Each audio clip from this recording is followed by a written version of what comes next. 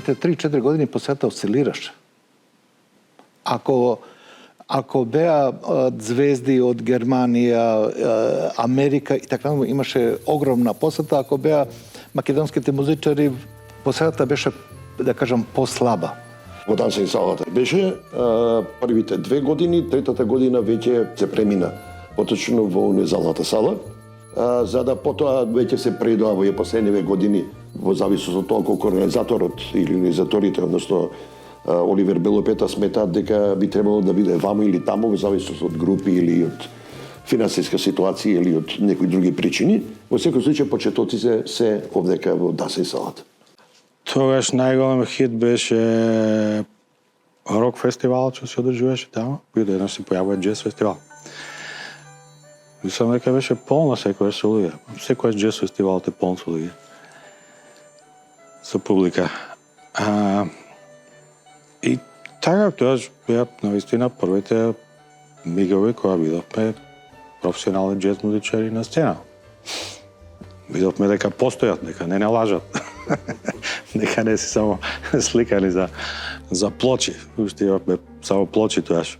Да немаше таа предиспозиција преходно подготвена со концерти, со клубови, со джем сешн вечери, со активности, нели приемот на џез музиката ќе беше веројатно и помал. Но посетата во домот на младите беше релативно задоволувачка, некаде околу 600 до 700 луѓе.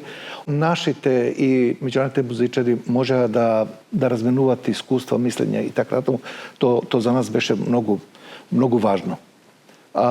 Но за потоа тој интерес после 3 години, втората година беше помалку, но третата, четвртата и петата година веќе беше радикално зголемен. Пред џез фестивалот тлееше, да кажам, или постоеше во приватните архиви. Значи, пошодеше кај разни луѓе што си го слушаат џезот, што си го сакаат џезот. Меѓутоа, немаше нешто обединувачки во таа смисла, значи во таа, како што рековме, културолошка смисла, што ќе ги обедини луѓето од секаде и тие да станат една голема, уствари, фан група која трае. И што е многу интересно кај џезот, он трае до крајот на животот. Значи, ти, ако веќе се зарази со џез музиката и како млад човек, остануваш нејзин поклоник до крајот. Гости на вториот, за кој што мислам дека беше критичен, беа повеќе групи од Унгарија и за чудо фестивалот доживеа успех. Ако ги погледнете фотографии од тоа време, мислам дека ќе видите дека сцената беше уредена со илјадници празни гајби од пивара. И за да се пренесат, за да се организира, за да се постави сето тоа на сцена, беа потребни многу поддржувачи, не само како љубители на музиката, а исто како логистичка поддршка.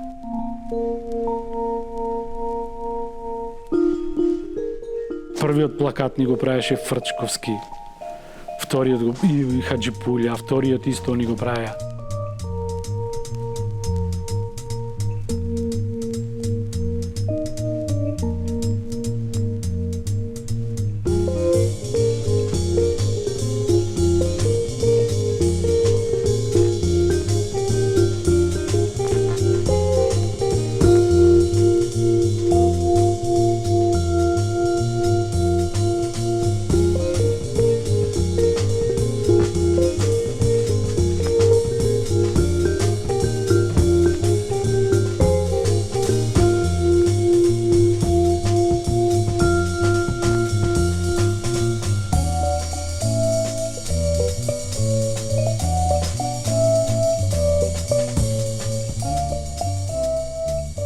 Па ја ги собрав оние луѓе за кои сметав дека тоа сакаат да го направат и свиревме во состав ја, гитара, Тодор Трајчевски, кој не е меѓу нас веќе, свиреше клавиатура, Миле Барбаровски свиреше тапани и Благој Моротов свиреше бас. И тој состав беше инцидентно собран. Се собравме, направивме еден репертоар за таа вечер, тоа беше во тогашниот 25 мај или сегашен МКЦ, концерт кој беше многу добра и многу добро беше примен. Се изроди еден куп млади джез музичари. Тука дури 83 година Гоце Димитровски, наш познат трубач кој живееше и работеше у Белград, дојде со своја група тука во Скопје на Скопскиот джез фестивал. Он исто така поведе една плејада на македонски музичари да се занимаваат со джез. Он беше со некој квинтет од Белград. Не беше со наши, не. Он беше со квинтет од Белград. Тоа е една тешка работа, свирење джез. Од нив најмногу можеше да придонесе Тодор Трајчевски, со кој ја заедно студирав и беше еден од најквалитетните студенти на факултетот и можеше и многу беше интересно што тој беше извонреден армоникаш, иако свиреше пијано и беше долгогодишен шеф на Народниот оркестар на Македонската радио телевизија. Првите години ние имавме проблем, да речеме, танцовиот оркестар на Македонската телевизија беше најавен, не се појави, тек втората година се појави. Сите на почетокот се сомневаа дека ова е некоја приредба. Така, но кога видеа како расте, се формираа посебни групи за фестивал. Телевизија ваша активно почна да го снима секоја година. Имаше еден невиден ентузијазам и поддршка од младите луѓе тогаш во Скопје за организација на джез фестивалот. Првиот джез фестивал беше успех сам по себе. Меѓутоа,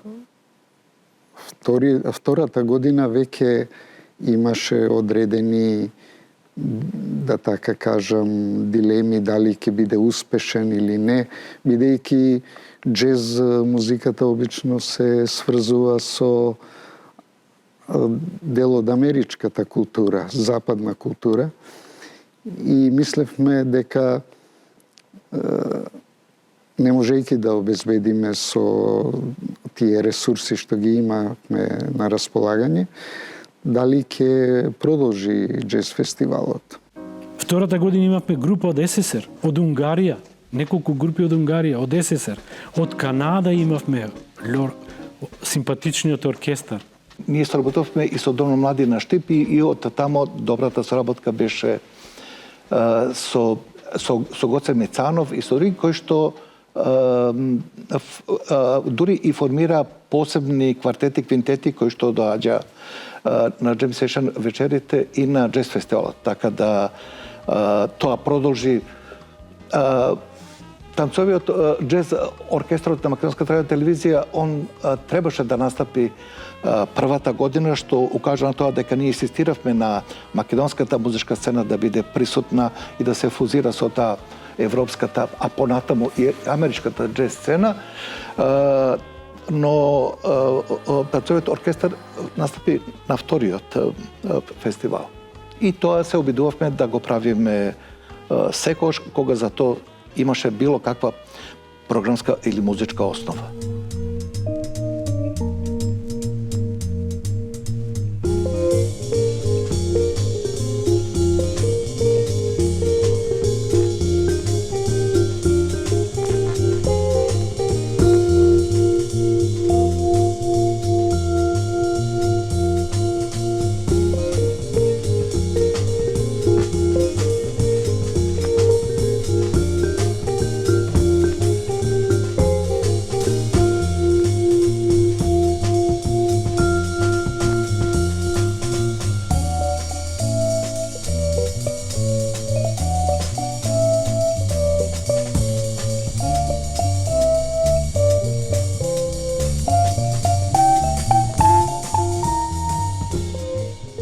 Третата година веќе влеговме во универзалната сала, затоа што капацитетот на дансинг салата у МКЦ беше премал.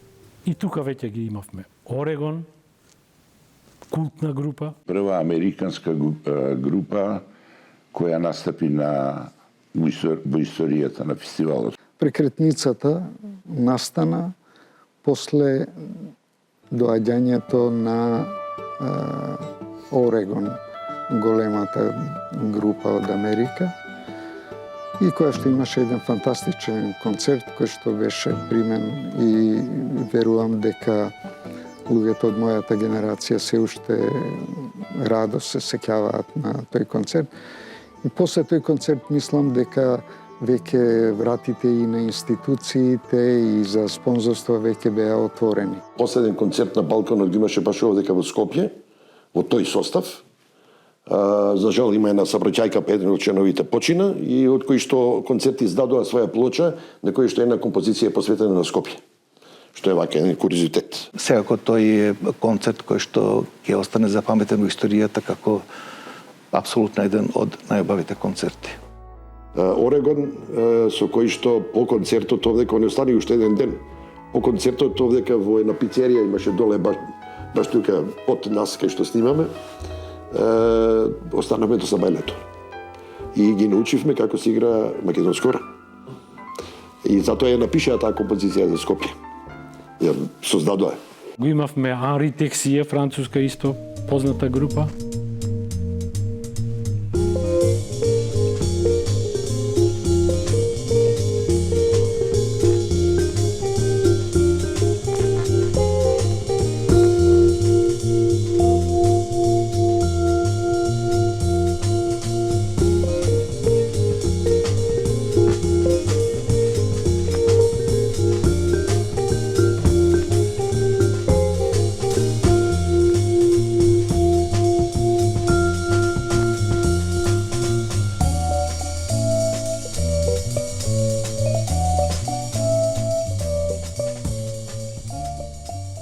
Имавме двајца перкусионисти, Џон Фризел и Боб Мозес. Боб Мозес беше во прошетка низ Скопје, во друштво на Љупчо Стојсављевиќ од Бастион. И јас сосема случајно ги сретнав на плоштадот и Љупчо ме прашува и вели: Ванчо, помагај, гостинот сака да руча, а јас не знам каде да го носам. Јас велам: како каде? Стара чаршија. Тој вика: да, стара чаршија која што мириса на кебап и на скара, а човекот е вегетаријанец. И бидејќи знаев дома што кај мене се готви тој ден, тоа беше некоја варијанта на, да така кажам, вегетаријанска лазања и имавме остатоци пита со сирење дома и јас ги поканив, иако не очекував дека ќе дојдат. Меѓутоа, Боб Мозес се согласи, дојде и се расположи. Човекот се најаде веројатно убаво. Има впечаток дека и кебапи да му се понудеа тогаш ќе ги пробаше. Меѓутоа, се разбира, немаше ништо со месо. Универзална сала беше универзална сала, 1500 луѓе. Тогаш не беше проблем како да ја наполниме универзалната сала. Но за среќа тогашните директори на универзална сала беа окей, позитивни спрема манифестацијата, иако имавме ситни проблеми, мора да завршите до 12 часот, а ние теравме до 3 часот наутро, мора да почнете на време, ние ќе доцниме, уште од тогаш доцни джез фестивалот у почеток. Сите што беа од Соединетите американски држави гравитираја према Европа. Имаше доста фестивали и уште некои постојат. Во тој период и тоа е добро за сите нив и добро за самите организатори да ги поделуваат трошоците на пат, на хонорари и така натаму. 80-тите и 90-тите години хонорарите на джез музичарите беа доста поволни за наши услови. Кога влегоа Јапан и Шпанија во организација на джез фестивали, они ги дигнеа хонорарите до небо. И тогаш све стана за нас прескапо. И ден денеска е прескапо. Но кога на почеток на годината ќе ги дознаевме парите од сизовите што ги добивавме или од некој спонзор кој ќе ставевме во купче, и ние во текот на летото во договор со фестивалите околу во договор со нашите двајца, тројца менаџери што ги имавме од странство, реков Томас Таузен, Ули Блобел, Брана Рончал, Мазур исто имаше доста познавања, преку наши врски пријатели, не знам, со Лала Ковачев, со Душко Гојковиќ, со Стјепко Гут и така натаму, прибиравме информации што има во Европа во тој период. И кој можеме да го купиме, кој можеме да го донесиме, дали е слободен, дали е негде во близина тука, зашто беше тешко да се донесе од Норвешка. Но ако беше у Словенија, беше полесно. И така ја креиравме програмата. И гледавме тогаш да биде стилски, барем приближно компактно. Дојде и првиот црнец, и тоа многу познат, Вудишо, трубачот на джез фестивалот и што универзалната сала. Како идеше, како раснеше фестивалот, нарочито кога се преместивме во универзална сала, зашто картите беа тогаш популарни, публиката се зголемуваше. Претежно млади луѓе. И джез фестивалот стана манифестација на која треба да бидеш виден. Ако не на концертот да слушаш, у бифето да пиеш пиво и да разговараш со луѓе. Така ги повлековме и спонзорите. Вудишо, фантастичен, како се вика, трубач, кој што, например, беше скоро повеќе од полуслеп. Меѓутоа, извозреден музичар. Со него имавме неколку така интересни доживувања.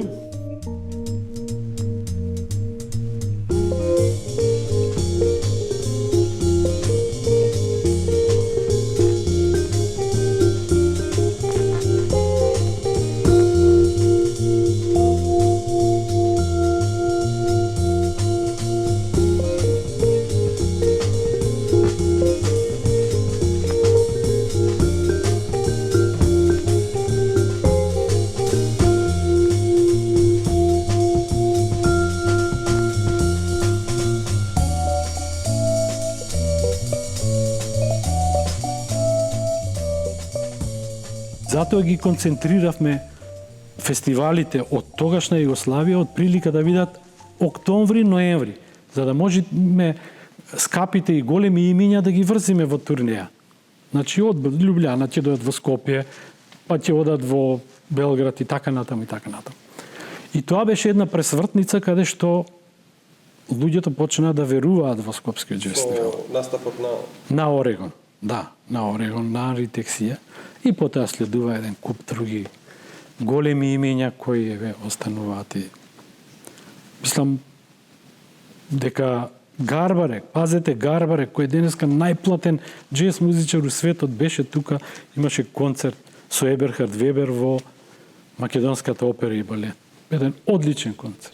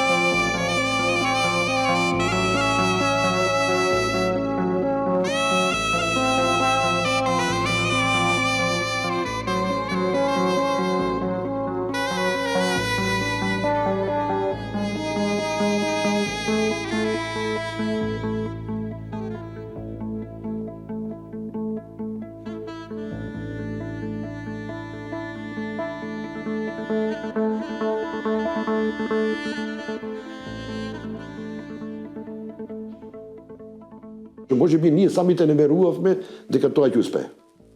Мислите, така да првите година, две, па можда и три беше малце, како да кажам, стани падни на некој начин во едно општото размислување дали ова ќе успее или не успее, особено ако нема финансии. Вие без финансии не можете да ги донесете. Колку они да ви попуштаат со, како се вика, со хонорари, да речеме, сепак вие зависите од карти, од билети, односно.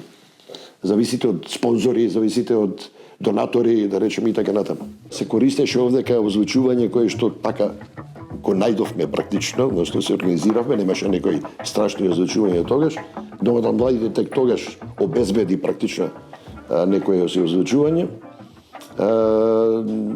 Не знам, сите беа заинтересирани за да се оствари оваа идеја, заради тоа што беа влюбеници во джезот, независно од кој стил се работи.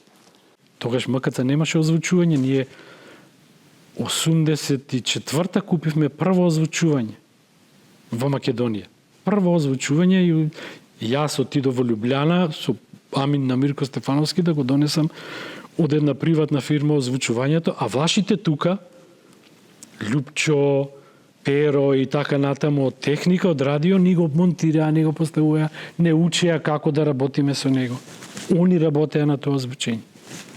Значи се помагавме сесрно. Како што растеше целата работа, така се повеќе луѓето се приклучуваат, додуше некои отпаѓаја. Не викам не. Меѓутоа, добро е што тој уште нешто ги спомнам ентузијазм и желба да се направи една ваква работа, една ваков фестивал, да се етаблира, успева и до ден денеска.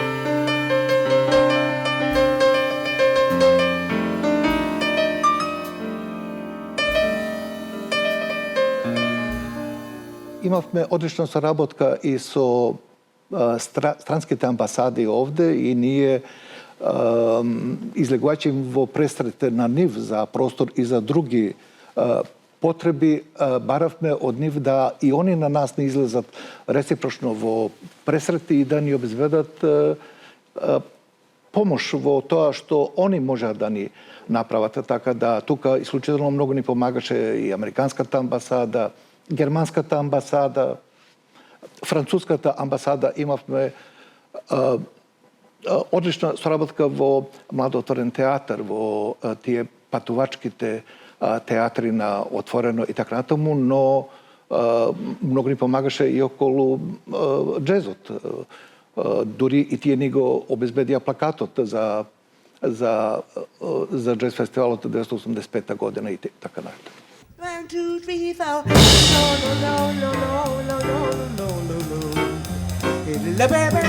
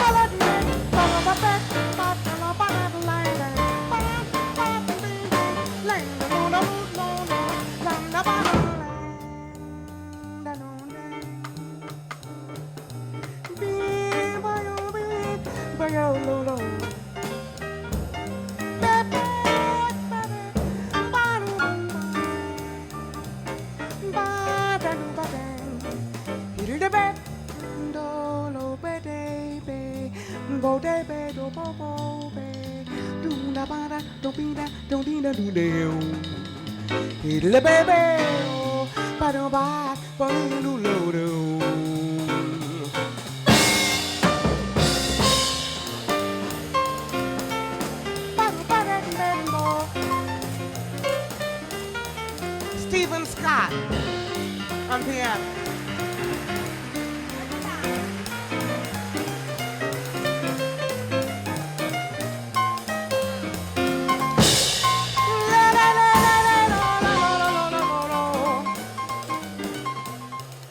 Веќе понатаму влегуваат центрите, културните центри. Францускиот многу ни помагаше со програма, американскиот исто, германскиот културен центар. Сите они инвестираа во програма да која би влегла во Скопскиот джез фестивал.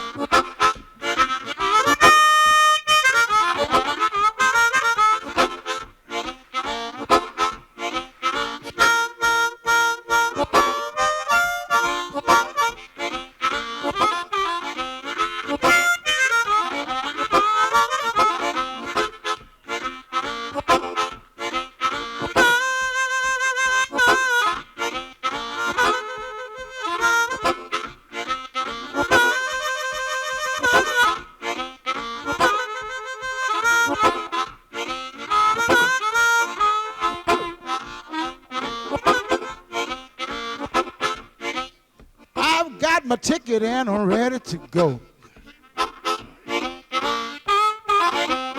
I see the train coming round the curve.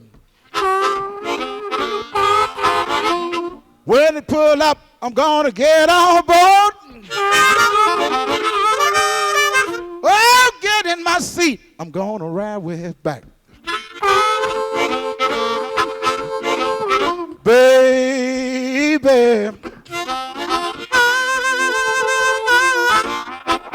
Baby, I'm gonna bring it on home to you. Now I've been been gone for a long, long time. Oh, but I can't get you off of my mind. Now, I've been traveling all around the world. Oh, but you know, baby, that you are still my girl. Baby.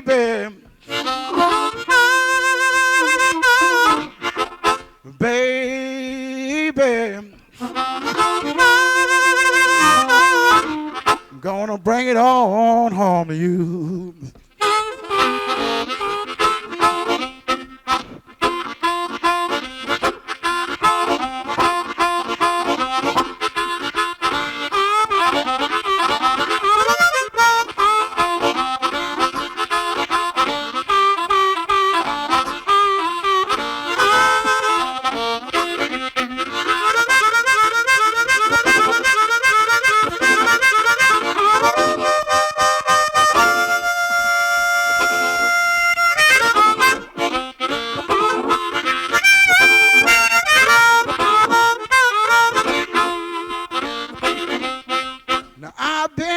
For a long, long time. But darling, I still have you on my mind. Now, I've been traveling all around the world. Oh, but don't you know that you're still my girl? Baby. Baby, I'm gonna bring it on home to you. I got to bring it on home. I got to bring it on home. I got to bring it on home. Bring it on home to you.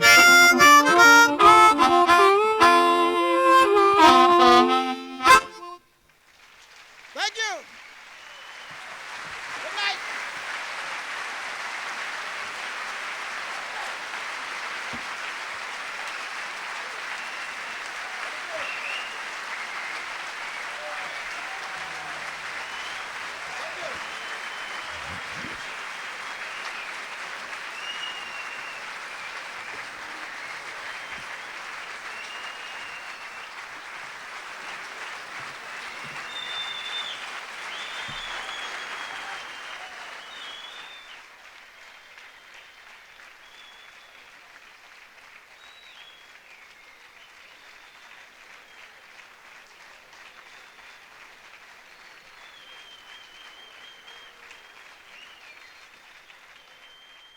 Мојата улога и улога на многу други луѓе во организацијата беше да се даде поддршка во напорите да се обезбеди функционирање, односно организирање на джез фестивал, како во програмски смисол, така со користење во тоа време на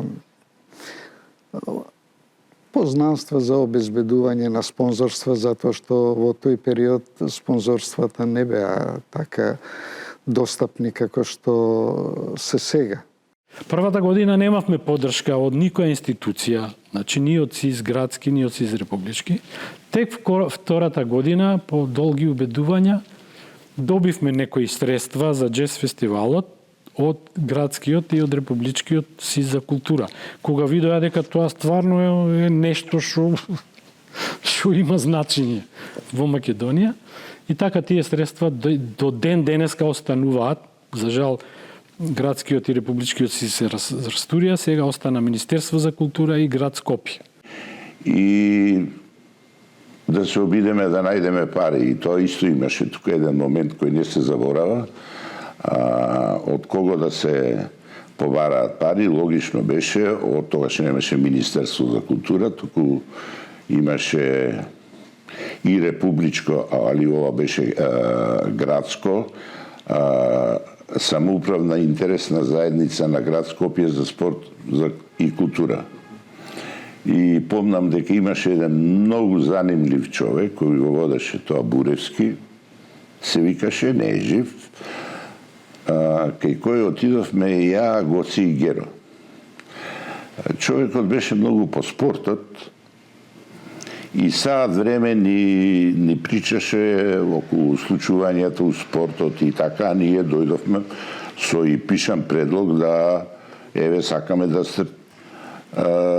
стартуваме еден джез фестивал. И таман ќе го спомнев, он продолжуваше за спортот и после саат време рековме, добро, ајде, вика, све тоа него ние доевме со барање. Тако и така. Вика, ништо со барањето, вика, во ред е барањето, вика, имате. Се разбира дека се работеше за многу ситни пари, меѓутоа битни за старт на фестивалот, така да тој човек остана во едно добро сеќавање.